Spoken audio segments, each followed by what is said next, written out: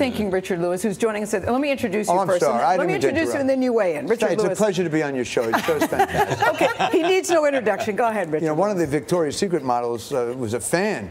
Yes. Joyce, I love you. Believe me, she's not gonna. I'm monogamous finally. But Joyce, I'm assuming, is your wife. It's my wife. I'm not thrilled with the name Joyce. I feel like I'm making love with my aunt at a Seder in New Rochelle in 1950. Richard, would her breasts look better in a $2.5 million bra?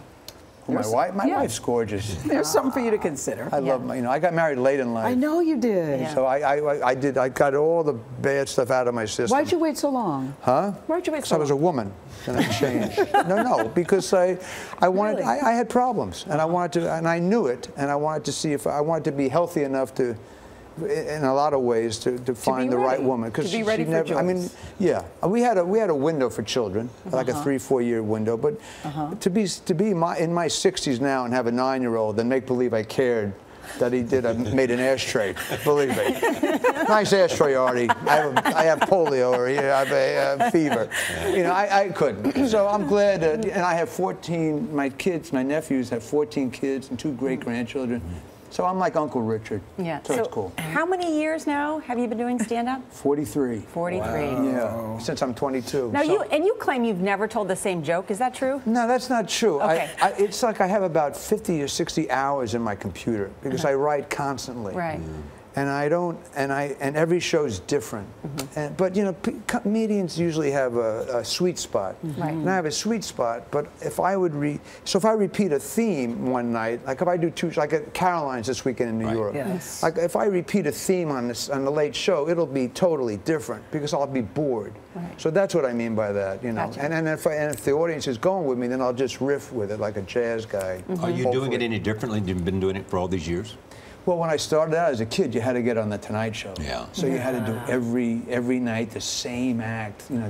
And they came and watched you, and if you had 4 monologues, and you got the show. This was at the Comedy Club in L.A. Yeah, I know. I was born in Brooklyn, so I started in New York. And the Improv actually, and then and Catch a Rising Star, and then I moved out to L.A. because when Johnny moved, you got to move. Yes. Johnny moved, I got to go. but then once I became a regular on those shows, and then I said, wait, this is boring. Because to me, I really wasn't that validated by my family. They didn't get it. No, you tell a story about your mom. You were going to be on Carson, and your mom said, "Who else is going to be on?" Is that true? Lovely. Well, yeah. I called her from Sunset Strip. I went, I'm on with Johnny Thursday. Who else is on? I went, Mr. T. I don't know. Ouch. Yeah. Well, you know, she didn't get me. Yeah. I understand it. But if it's not Johnny today, is it David today? Well, David gave me my first big break. David invited me to his office once back in the '80s, before he got his late night show, and he says, you can come on anytime you want, anytime, but just sit down because you're so frantic, and on the camera you look amateurish. So he says, you're a crazy monkey, so just sit and be nutty. And I did the first 6 years, I did about 80 Letterman shots, and he put me on the map. And then I got a series with Jamie Lee, and then of course my old buddy Larry David, since 2000. I love you and Larry David together. Yeah, yes. you know, I met him, Larry, when I was 12, and I despised him. What did you despise at 12? He was an obnoxious, gangly, arrogant nutcase. Has he changed? I know, exactly. No. And Richard, what were you like at 12? He's a genius. He is a genius. What were you like at 12? I was a chubby, obnoxious... he's not only a genius, but he's very rich, too. Yeah, well, that's cool. You know, he's a genius. He's a brilliant man. But in 10 seconds or less, we hated each other. We went to this sports camp, and then we became best friends 13 years later. Wow. It's inseparable.